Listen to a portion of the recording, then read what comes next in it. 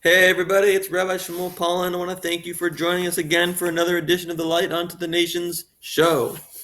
Again, we have our book, All In For God. Go to allinforgod.com to learn about a book that will blow your mind, warm your heart, and set you in the right direction for life. I know that when you're in pleasant company, you're not supposed to talk about religion or politics. But I guess this isn't pleasant company because I'm going to talk to you about religion and specifically what religion you should be. And I thought about it and I broke down what someone should look for in a religion. What do you really want?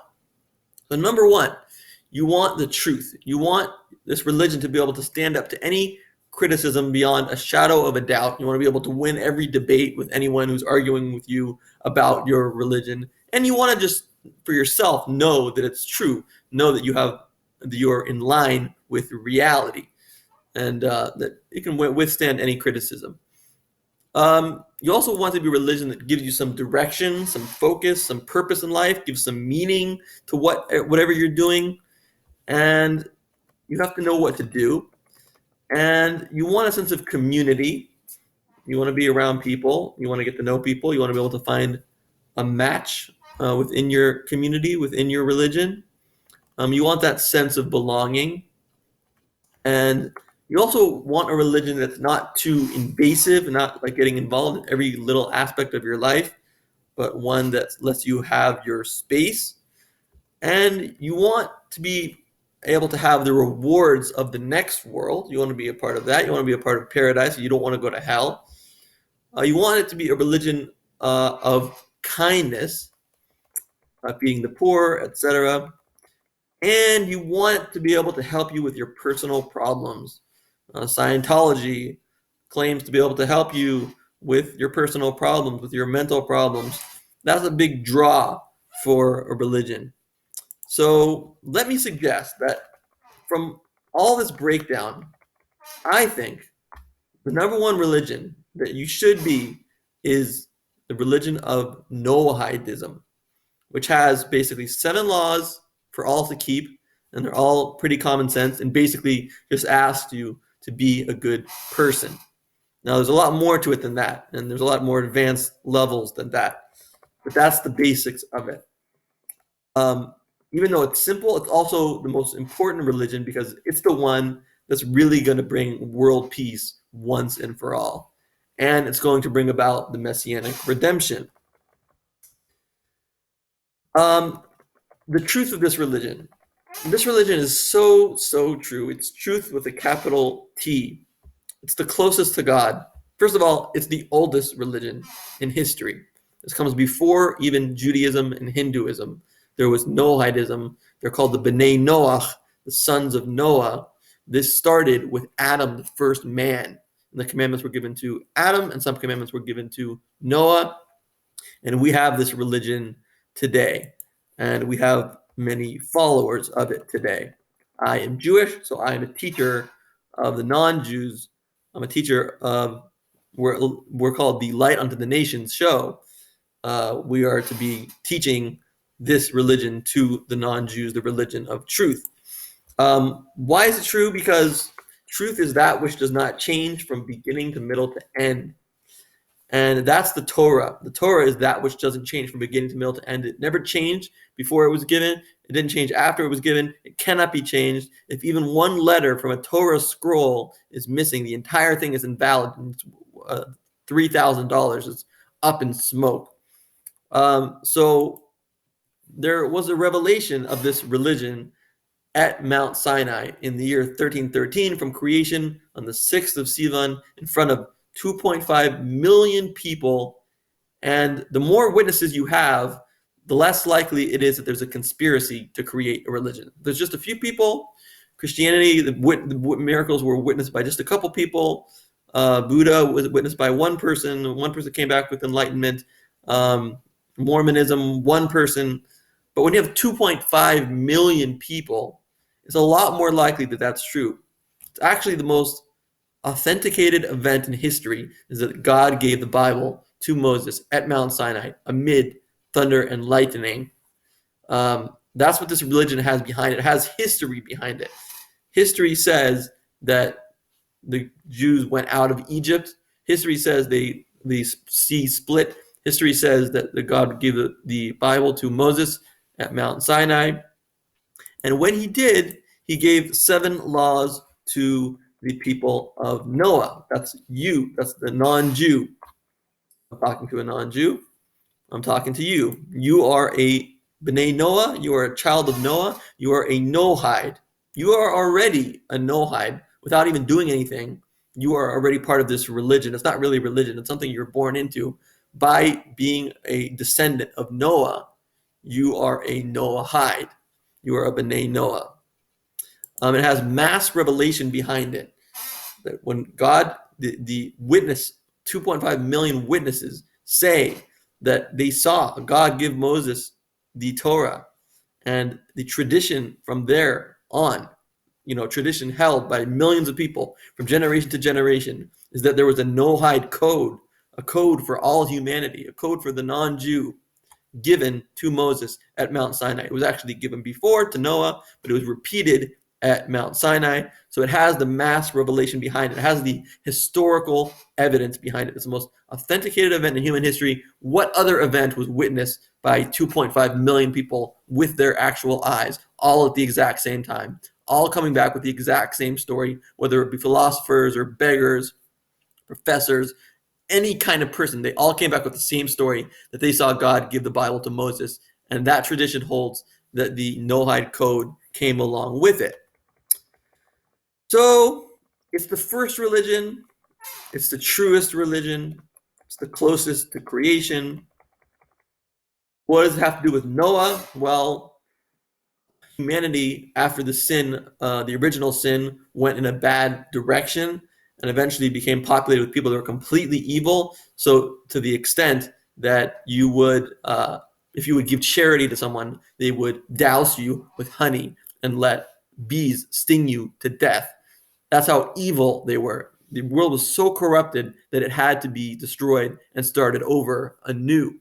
So God brought the flood, it wiped everybody out, and then Noah and his family were the only survivors. And he was the moral one. He was the one that walked the just path, even in his generation, the Bible says. Even in his generation, where they were dousing people with honey, he walked the path of God. And he is the hero of the Noahide movement. And God gave Noah these laws to make sure that the flood never had to happen again. The world never had to be destroyed again. The humanity never had to be destroyed again, because these are the basic laws, is the basic synthesis of the most integral laws that keep a society together, keep it running, functioning well, and keep you well and happy, and keep you being a good person. And it's set in stone. That's what makes it different from other religions. It's set in stone. There's a lot of things that make it different from other religions. It's superior in many, many ways. But it believes in God, which is superior, because if you don't believe in God, you believe that ink spilled and entire book was written from the ink. The world is so complex with DNA and stuff that they don't even understand yet. They have stuff they don't understand at all, like quantum mechanics and particle wave theory and the double slit experiment and all this stuff. And to believe that it just came out of random events, it means like I could just wave my hands and then Mozart comes out. It's lunacy. It's lunacy to be an atheist. It's lunacy to not believe that there's an intelligence behind this intelligent creation, cause and effect. If there's an intelligent effect, there has to be an intelligent cause. So there is definitely intelligence behind creation, and there is a holder of the intelligence, the existence of the being that is intelligent, which is God. It's what some people would call God, but it only makes sense to believe that such a creation, such a being does exist. Because there's no way that DNA could exist through random events. It's just ridiculous. So you will win every debate on that. And does it give you direction? Noahidism. Absolutely. But you have these laws, and you know that these are the foundation of what holds society together.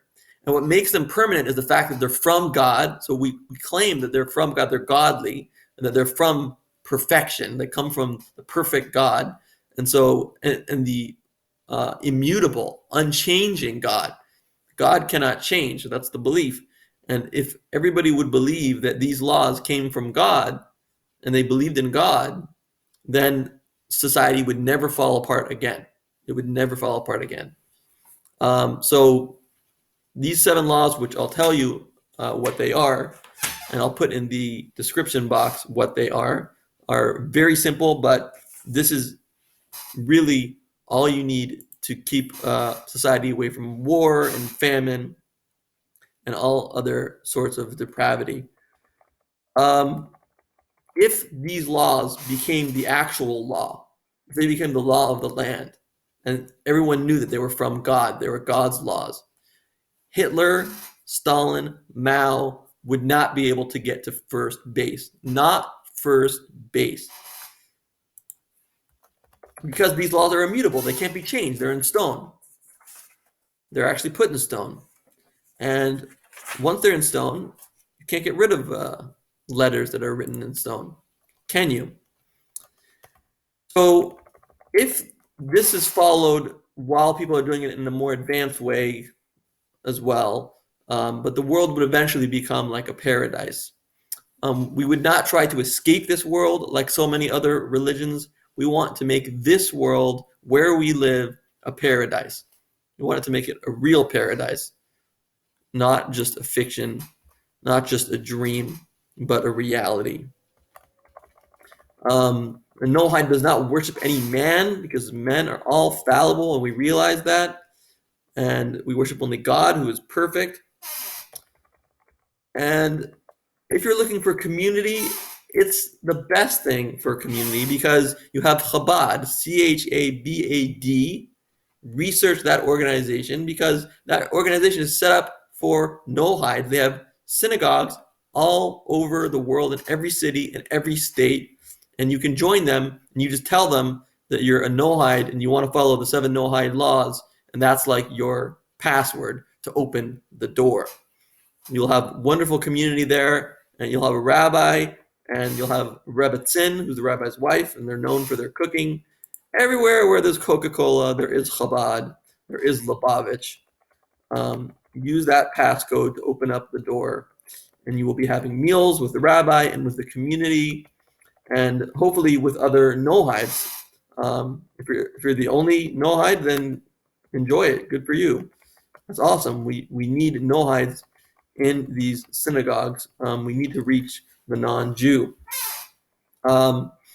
It can be kept at different levels. So I'll give you an example how it can be kept at different levels. One of the laws is do not blaspheme, do not blaspheme God. So that could just mean the actual prescribed version of a curse. There actually is an actual curse of God with certain words to it. So it could mean to you just don't say that line. And so that's pretty easy. You can just take that law and forget about it and live the rest of your life never worrying about it. But if you want to take it to the next level, we know whenever you say damn or F this or F that, what you're doing is you're saying damn to the situation, and the situation is brought about by God. So you're really cursing God in an indirect way. See how it can be in a more advanced thing? You can be more advanced and not even say damn or F or not use these bad words. And that's keeping the do not blaspheme God in a higher way. But as long as you're keeping the basics, you are good and you are headed for heaven. When you're really advanced, you can even take on some of the commandments of the Jews, like saying Shema, which is the recitation of the unity of God, getting a letter in the Torah scroll, eating only ritually slaughtered meat. And when I say ritually slaughtered, I mean slaughtered in the most painless possible way. As far as the next world is concerned, the greatest sage since Moses was Moses Maimonides, and he said that if you're righteous in these laws, you're as righteous as the most righteous Jew. So you have the opportunity to go to the highest places in heaven. Does it help you with your personal problems? Oh gosh, does it? You will have access to Hasidic philosophy, which dissects the human being, godly soul, and animal soul. You'll fully understand both. You'll understand all your instincts, and you'll understand why Hasidic Jews are the happiest people on earth, known for their dancing, while other religions are like stoic, like you're considered really holy if you're really still. Well, Hasidic Jews are really active and they're really dancing a lot because they're hot, they're on fire, and the other religions are kind of cold, and that's why they're still. Kindness. Well, one of the Noahide laws is about mistreatment of animals. So it's not only concerned with the kindness of human beings towards each other, but also concerned with the kindness of animals. And we champion a lot of the causes that, like Pito would champion, people for the ethical treatment of animals. What they believe in a lot is a lot of what we believe in, although we believe in God and the Bible, and they don't. But we can converge and we can collaborate on those terms. Bnai Noah, so my organization called Banane Noah gives out food in Gujarat, India, and eastern Ukraine, and we're looking to open up new avenues all over the place. We're growing very fast, finding new ways to help people, give people a place to sleep, free healthcare, and free food, free soup, and other food. And let's tell you what the 7 laws are. What are these 7 laws that you will revolve your life around? Number 1, do not worship idols. If we all believe different things, somebody is wrong. When we all see the one real truth together, we are united. There is only one God, and that God is purely one. Number 2, do not curse God. One can trace every problem in the world to a lack of respect for God. Number 3, do not take a limb off of a live animal. Care for others more than yourself, including animals. To hurt any being to satisfy your own desires is not just bad, it's the root of all evil. Number 4, refrain from sexual immorality. Animalistic drives are not here to be indulged, but to be mastered and channeled into pure, happy, and long-lasting relationships. Number 5, do not steal. Without integrity, no society can function properly, and neither can we. It will cause us anxiety if we steal. Number 6, do not murder. The sages say to destroy a person is to destroy an entire world. And number 7, establish Noahide courts of justice. We may not be ready for Noahide courts just yet, but we want Noahide courts because this is going to go back to the rabbis who have the tradition from Sinai, who have the real truth, the truth that was revealed before 2.5 million people, that God exists and this is what he wants.